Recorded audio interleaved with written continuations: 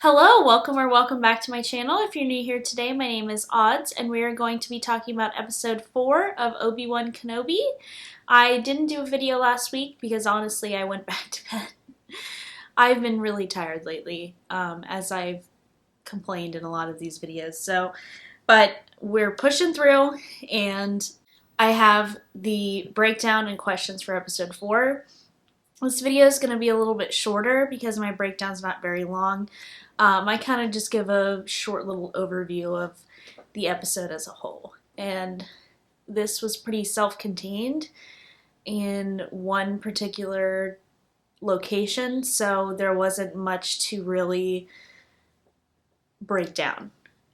So yeah, if you're new here today, I would love for you to subscribe. I do 2 videos a week, Star Wars, Marvel, DC, beauty vlogs or something on this channel for everyone, so be sure to stay tuned for that.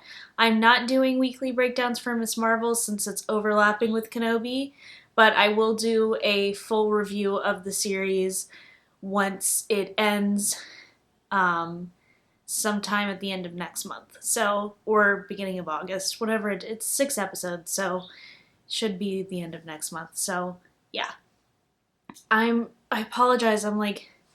Was coughing, and now I'm having difficulty breathing. I don't know what's going on right now. So if I sound a little raspy, that is the reason as to why.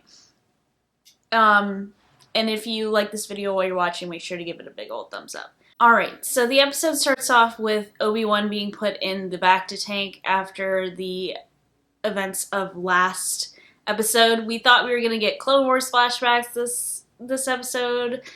Spoiler warning, we did not get any Clone Wars flashbacks. He gets put in the Bacta tank, but not, he ends up coming out before healing completely because he's having this back and forth with Vader, with them both in the Bacta tanks, and they're both, jerking around and not, connecting with each other in the Force, and it's not a good thing. Tala takes Obi-Wan, and Leia was captured by Reva, and she was taken to the Fortress Inquisitorious. Fun little name for your fortress there. Tala and Obi-Wan go to rescue her after that. Pretty quickly, we meet kind of a Proto Rebellion that is a group of people who smuggle Force-sensitive folks out of the eyes of the Empire. So we meet them, but also they're kind of the start of the rebellion since they have a couple of A-Wings that they use later on in the episode. Through the episode, Obi-Wan is trying to reconnect with the Force, and he does use it to drown a bunch of stormtroopers through their base, through the fortress. He also uses his saber, and he's much less rusty than he was last episode. You know, he's doing his little saber twirls and stuff like that, so he's coming back into connecting with that Force, so that's gonna be good for any future showdown between him and Vader. Not the one in episode 4, but in the series. Obi-Wan ends up going down into a tomb for Jedi, including a youngling, so they're being displayed. Their bodies are being displayed. It's really disgusting, and what they're all happy to have them all captured, and their tombs, so they're all dead, and including there was a little youngling who had his little youngling hat on. Or it's not a hat, but the training visor.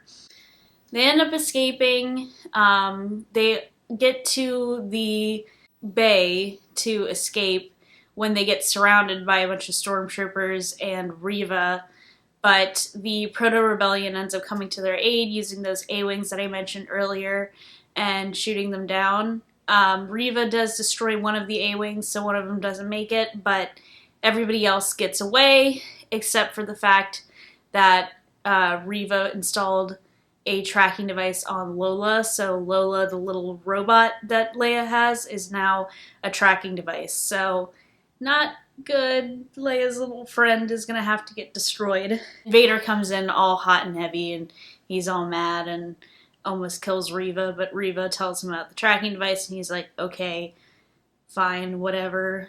Let's just get Obi-Wan. It doesn't matter about anything else. And that was the episode. It was a good episode. There wasn't really much to it. Like I said, it was pretty straightforward. I would have liked to see... I know we're going to gear up for more in the future, but I'd like to see more Vader. And I would have liked to see flashbacks for the Clone Wars. So we'll talk about that in just a second in my questions for the episode. So the first question is, where to next? Now, I don't know what planet we're gonna go to, but I think we might see the beginnings of a rebel base. Obviously Leia's very young and she's a very integral part of the rebellion, but I think we could see some leanings towards that possibly happening. I know we're gonna see that more at Andor. We get to see like the sprinkles in the start of the rebellion, and we obviously see it in Star Wars Rebels, but I think we could see like a Proto Rebellion kind of beginning, because we did see that in this episode, so I think we could see more of that in the next 2 episodes, because we only have 2 episodes left. Next question is, how will the next showdown between Obi-Wan and Vader go? I think Obi-Wan's gonna win that one. Probably not by much, but he's not going to get, like, brutally injured the way he was in the last episode. But based on the conversation that Vader has with Obi-Wan in episode 4, it seems like Obi-Wan wins that fight, and that Vader is the one who... Vader will only win in A New Hope. So I think it's going to be pretty evenly matched, but Obi-Wan's going to get the upper hand. He's going to get less rusty with both his saber and the Force. Will we see Clone Wars flashbacks? I sure hope so. I wouldn't know why else they would bring back Hayden Christensen if they weren't going to show more flashbacks, but at the same time, he's been unmasked a little bit, so... maybe they won't, but I hope we do see it. Maybe Obi-Wan goes back in the back to tank and we get to see some flashbacks. I would love to see that personally. And last question is, will we see Qui Gon? I think so, yes, because he's been reaching out to him. Obi-Wan's been reaching out to him to try to connect with him through the Force. I think we'll see him as a Force ghost, especially since Yoda had talked that up in episode 3, so we can definitely see that moving forward. It's just whether or not they got Liam Neeson back to do it. But I'm pretty sure he voiced himself in the Clone Wars, so I would see him coming back to do this. So definitely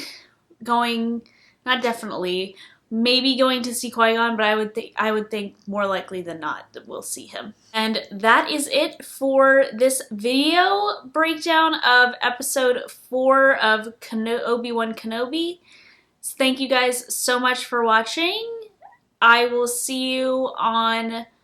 I have actually 3 videos coming out this week, so this is one.